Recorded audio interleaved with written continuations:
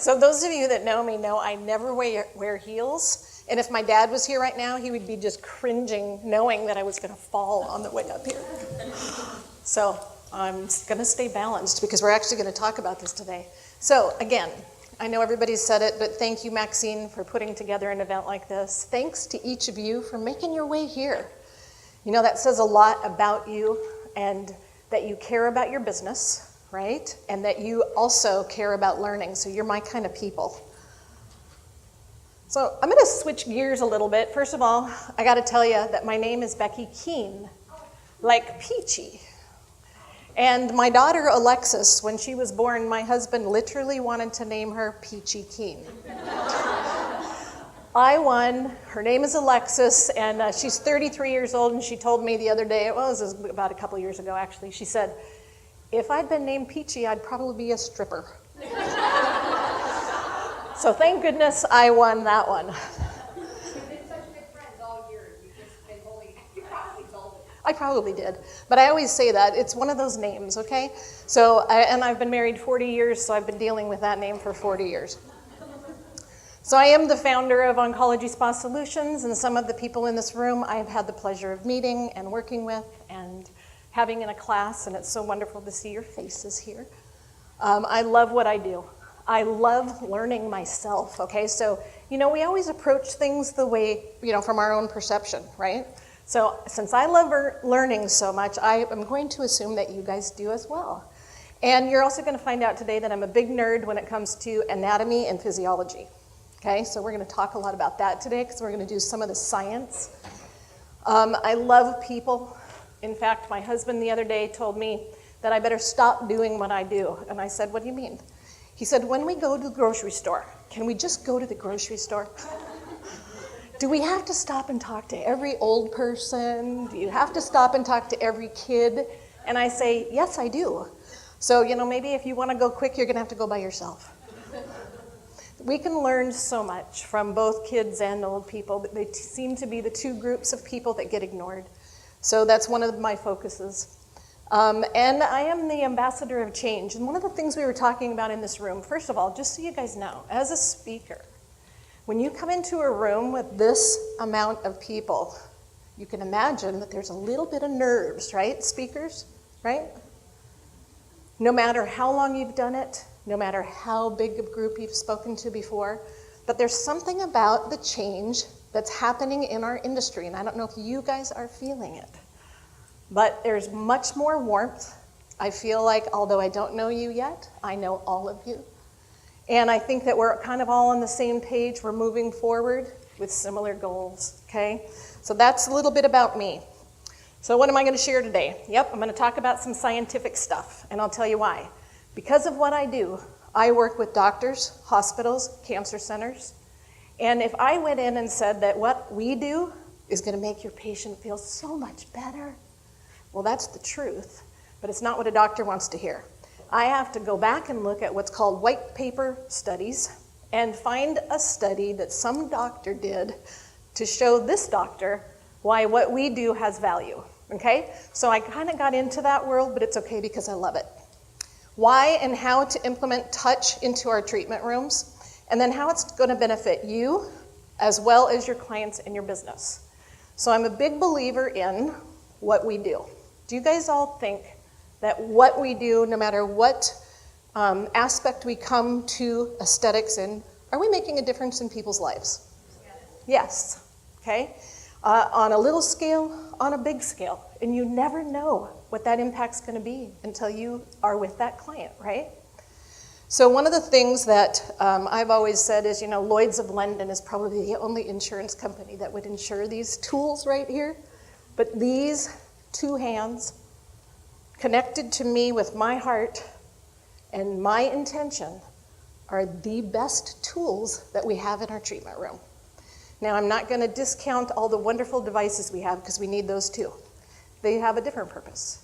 But don't take for granted, you guys, your hands. Remember when we were in school, didn't we start by using our hands? Not the first tool that we learned to use, okay? And it's very important. So when you start digging into the science of touch, you realize that we find out that touch is our first sense to develop. When we're babies, we touch everything, okay? And then if we can, we stick it in our mouth. But that is how we explore the world. So that is our very first sense, and so it's had lots of practice through the years. It is a way of communicating with other people. Somebody said it earlier today that, you could, I think it was Danielle just now, that feeling without anybody saying anything. We all get that. Well, the same thing happens with communication. So Berkeley did an experiment. They called it, quote unquote, no pun intended, a hands-on experiment. And what they did was they built a divider, and they had 2 strangers on either side of this divider. So now I'm on this side, and I'm told to put my hand through. The person on the other side can't see my hand, so they're not making any judgments. They're just going to feel a hand. And I'm supposed to have an emotion, and they're supposed to guess what I'm thinking. How do you think they did? Do you think that we can tell that? Think about it with what we do. I will tell you that with anger, fear, love, and gratitude, they were right 50% of the time. 50%. That's pretty darn good.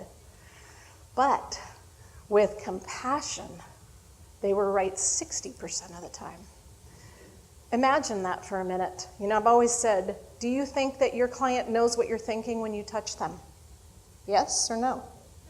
Yes. So it's pretty important to have this right before we put our hands on our client, right? It is a human connecting tool. Touch bonds, creates trust. So when we're talking about selling later down the road, if they already have that bond with you and that connection with you, when you recommend a product, they aren't even going to blink because they trust you. It's very, very important. So in school, we learned we have 5 senses, right? Sight, hearing, taste, smell, and of course, touch. Today in science, they're saying we have up to 21. They think we have up to 21 senses, okay? And we'll talk about a few of them because, believe it or not, the majority of those additional senses fall under touch, okay? So when you touch somebody, we have the ability to do a whole lot more than just touch another human being. We have receptors that are in our skin, multiple receptors that work all in unison. So if I were to walk up and touch Rebecca, she's going to feel something, and I'm going to feel something. And my brain is getting tons of messages as to what did I just feel. Very, very important. Crucial to psychological, physical, and social health. So some of you in this room heard me, I think 5 years ago, when I was talking about the Romanian study that was done about the children that were given up to orphanages. So there would be 100 kids in a room with 5 adults. So 5 people to take care of 100 babies. So those babies got bottles, so they got their food, and they probably got their diapers changed. Only now, in the 5 years, I've met people who not only went through that, knew people who went through it or worked there. They said it was awful. The people who worked there were so overburdened by taking care of 100 children, babies, if you can imagine, that they would step outside and smoke. So their priorities were a little bit different. It was like, oh, this is crazy, I can't be in here, right? Those babies didn't have touch in the 0 to 2 year time frame. And we know that for social interaction, for learning emotion. So touch is connected to emotion, and science says there is no touch without emotion. So those children who didn't get touch end up not being able to fit into the world later on in life. They ended up being drug addicts, alcoholics, and in jail.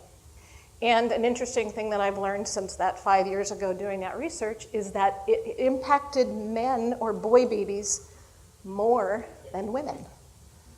The girl babies could learn to adapt. The boy babies never did. So it's very, very crucial. So touch elicits emotions, as I said, and builds trust. So there was a study done one time, and this one's kind of funny, with McDonald's. Anybody ever had a McDonald's hamburger? You know those little ones that are on the dollar menu? Yeah. Like, I don't even know how they do that. So anyway, they did this study where they went and a person would go up to the counter, order this hamburger, and if the person at the counter said thank you and touched their hand when they were giving the change back, the hamburger tasted good. But if they didn't get that touch, the hamburger didn't taste good. Think about that for a minute, and think about what we do. Aren't we lucky that we get to touch? And we don't buy McDonald's hamburgers. Somatic touch. So this is one of the new senses, somatic touch. What it means is the facts. It's the brain's ability to discern the facts. What did I touch? Where on my body was I touched, or did I touch? What does it feel like? So it's just the facts. And within there is going to follow a few things: pressure, heat, pain, cold, sensations of all different kinds. Something called interoception. So this is a sense that we all have, believe it or not, that says you're sitting right here in this room and you can sense what the temperature is outside. So that's how we know how to get dressed in the morning, right? So I think it's going to be cold today, or I think it's going to be warm today. It's the body's ability for balance and to be able to determine what's going on. Proprioception is, if anybody's ever, hopefully this never happened to you, but close your eyes, all of you, close your eyes, and I want you to take your finger and touch your nose. Look it, if you found your nose, that's proprioception. That is the brain's ability to acknowledge what the body's doing, okay? I learned that one years ago when I worked with a gal. She was crazy.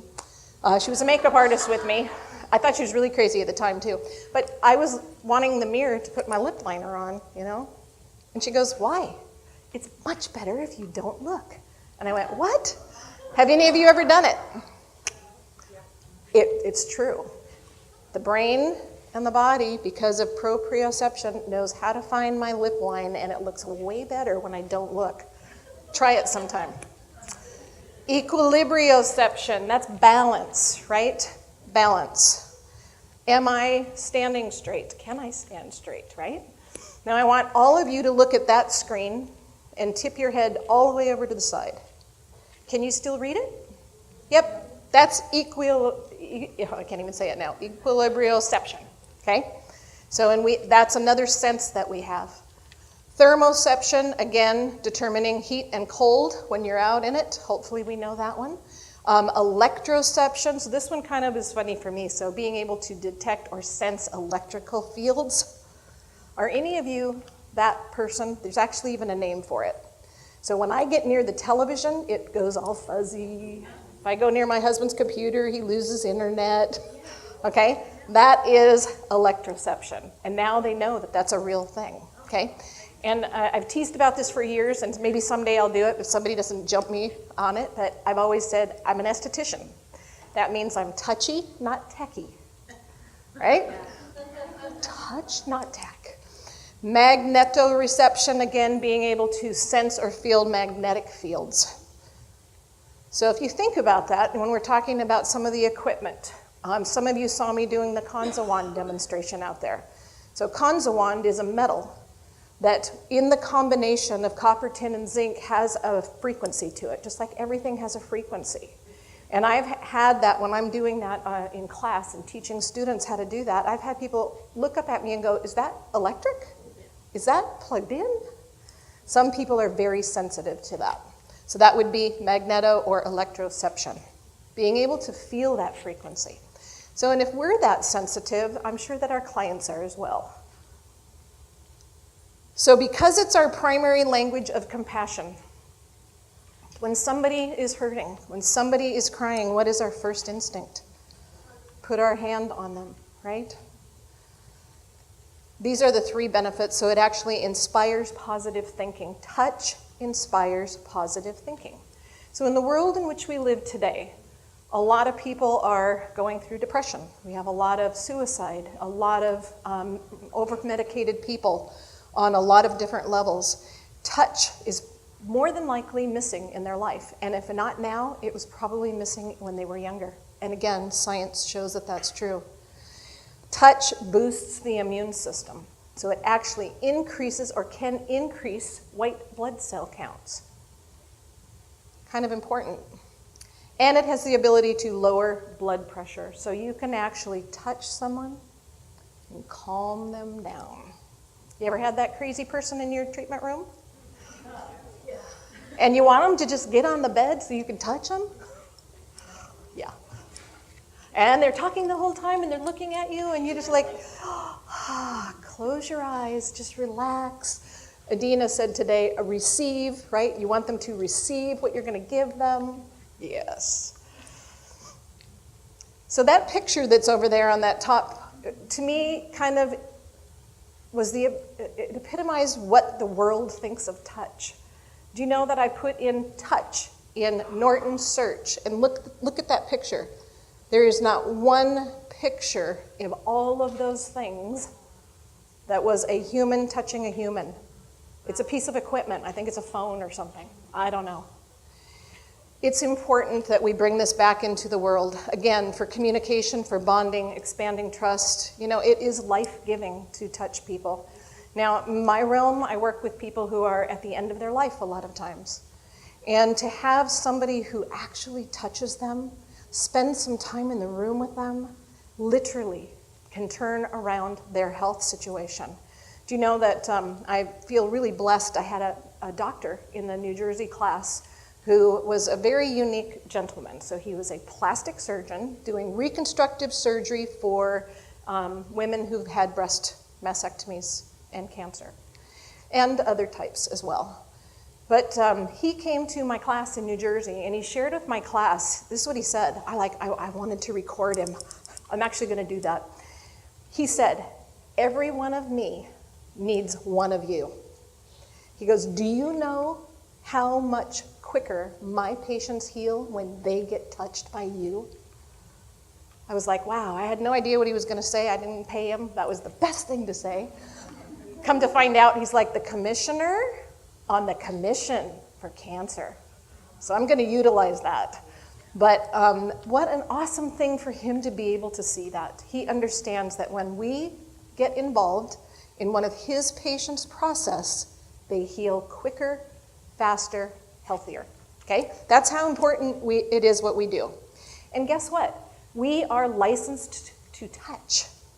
Again, I think we take that for granted.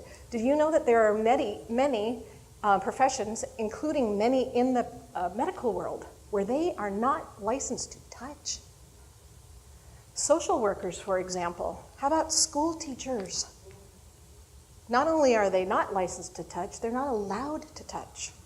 So we have something, a very special thing, I think, that we have that ability to be able to touch people. Let's not take that for granted. So how do we implement it? First of all, we're going to prep and prepare ourselves. Almost everybody here has talked about, what they do in the morning. Will you guys raise your hand for me and tell me if you all do something like that? Okay, so a good majority of you. It's so important. And you know what? When we are working with people, we need to ground ourselves and be prepared mindfully and mentally before we walk in a treatment room with somebody, right? So how do we do that? I want to share with you something that I do. I was recently lucky enough to take a whole week out of my schedule because I was being busy, but I decided that this was really something I needed to do. And I went to a mindfulness retreat. Kind of felt like a hippie. It was out in the woods. And what was really funny is I invited my husband to come with me, and he said, yeah, no. But he said, I'll go, but I'm going to go play. So it was in New York, so he went into the city and played every day. And I went into this retreat. We had to sit in the seat at 6 in the morning, and we didn't get to leave till 9 at night. We meditated for 30 minutes, 200 people in a room, and then we got up when the bell rang, and we went outside into nature, and we meditated for another 30 minutes while walking. When the bell rang, we came back in, sat down for another 30 minutes. Okay, now I don't know about you guys, but I'd never done that before. And I'm not a good sitter.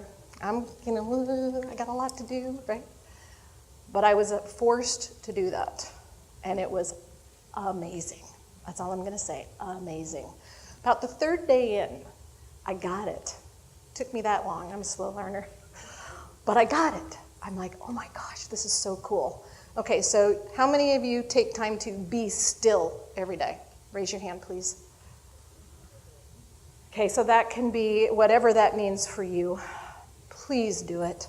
Because not only is there the woo-woo stuff, the path to enlightenment, the scientific part shows that your prefrontal cortex that's kind of sleepy right now, that thing where they say the brain has so much more ability we're not using? When you start taking time, even if it's 5 minutes a day, to be quiet and be still, this starts functioning better. Couldn't we all use a little bit of prefrontal cortex? I know I can. So one of the things that we did while we were doing that, and this just came to me and I just did it. I had my eyes closed and I didn't think anybody was looking because I thought everybody else had their eyes closed too while we were out meditating, walking. But somebody came up to me afterward and said, "What the heck did you just do?" I went, "Oh, I didn't know you were looking." So it's something that I do and I've incorporated it into my day and I want to share it with you. Okay, so now you'll know how weird I am. So I start by, and if you guys want to stand up, I'd like you to do it with me. So, if you believe in God, it can be God. If you believe in the universe, it can be the universe. If you believe in energy, then make it energy. So whatever works for you, okay? So we start by a funnel like this on top of our head. Open those hands. You want that funnel. You want all the energy of God, the universe, or energy to come in, flow to you, okay? Creativity. Then you come here. Help me to use that information and give me wisdom to use it as I need it. And then at the eyes, help me to see people for what they really are. Guard my tongue and help me to say things that are helpful and not hurtful. Help me to express myself and be able to share the wisdom when I need to. Soul to soul, help me to see other people's souls. And on my heart, open my heart and help me to love unconditionally every person that you bring my way. Then we come here and we say, and I'm asking for infinite health, right, for this temple, because I have a lot of work to do.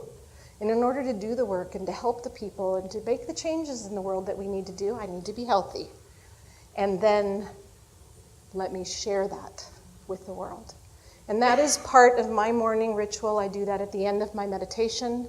And I'll tell you, I've been doing it for about 22 days. And for me, what it has done, you can go ahead and sit down. Thank you for doing that with me. It has given me, or I should say, opened up those creativity doors again that I felt were closed for a while because I was busy being busy. And we're human beings, which means we're supposed to do what? Be. Just be. And you know what? I can't stress it enough how important it is to be right here, right now, in this moment, because this moment will never happen again. The people that you're sitting next to and you're going to connect with in these 2 days, you are not probably going to see them again, and if you do, it will be a while. So be here. Pay attention to each other. My card says, open mind, open heart. Super important when we are trying to learn.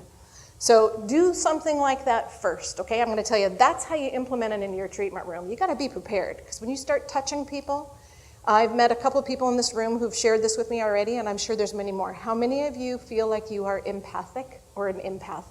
Meaning when you touch somebody, you feel what's going on. See, there are a lot of people in this room. How do you protect yourself?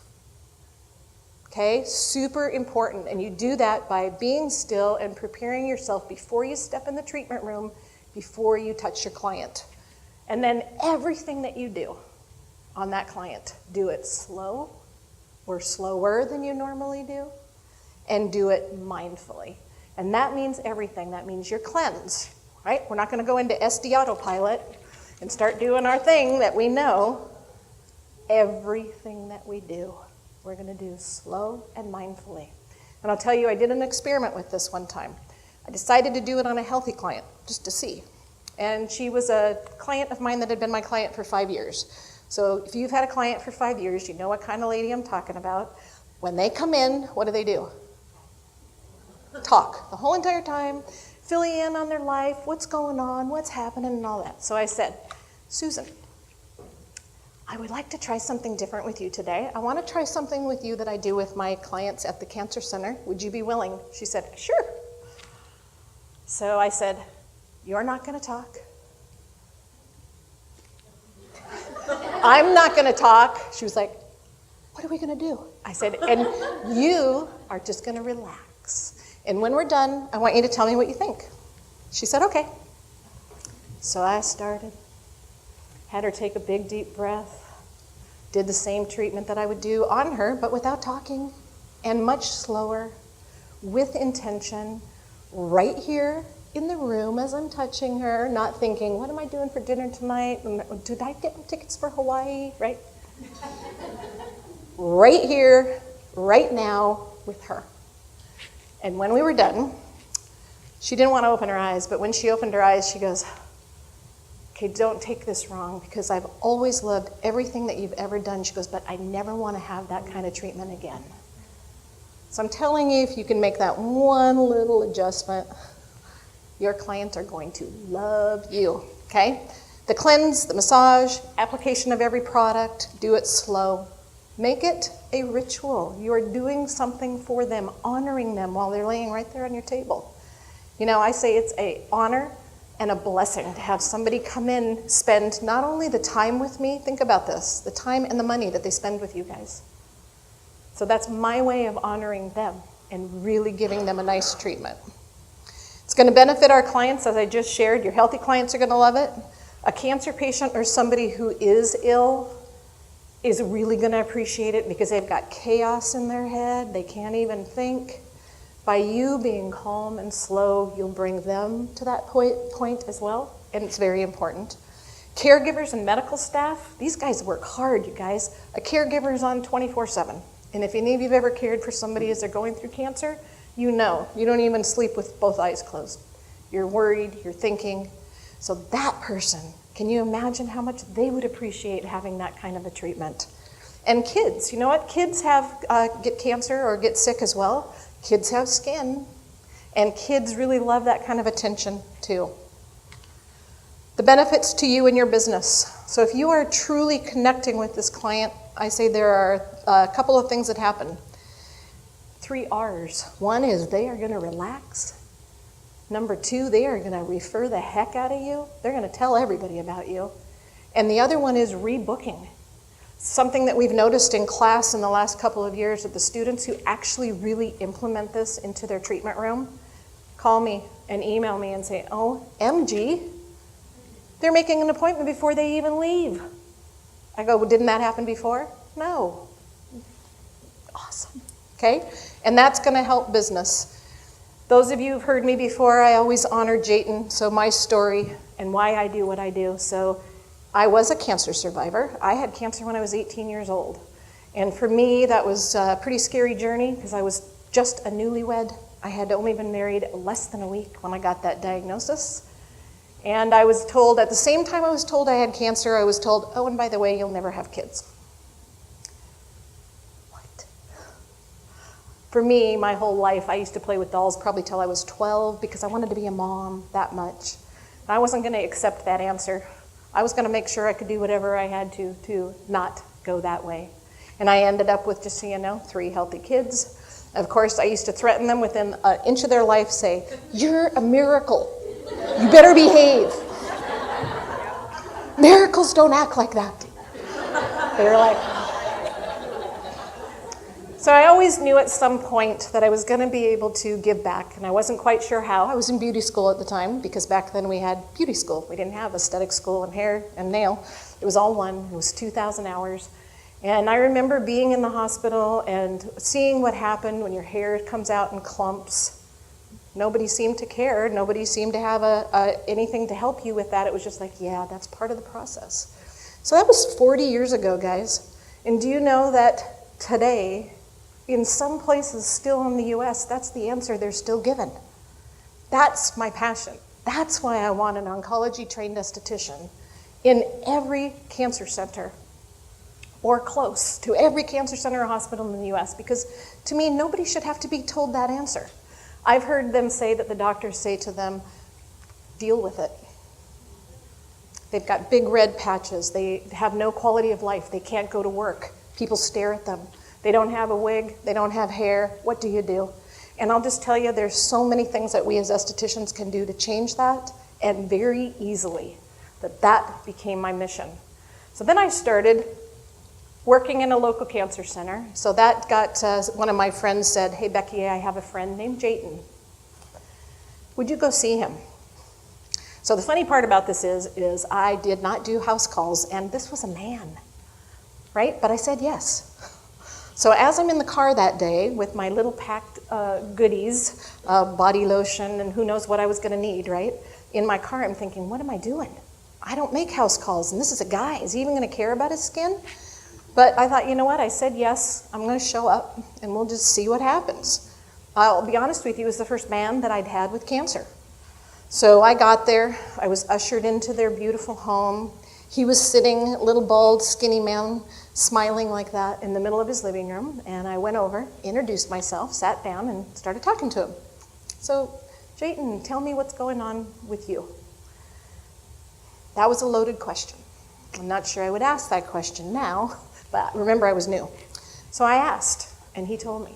And basically he said, I'm at the end of my life. I have had stage 4 stomach cancer. They've already tried everything that they can, nothing else works. And the hospice bed is coming tomorrow. And if you know anything about that, that means there's probably a couple of weeks left. So I said, again, if you watch this, they did a video on this on me, and I said, well, anything going on with your skin?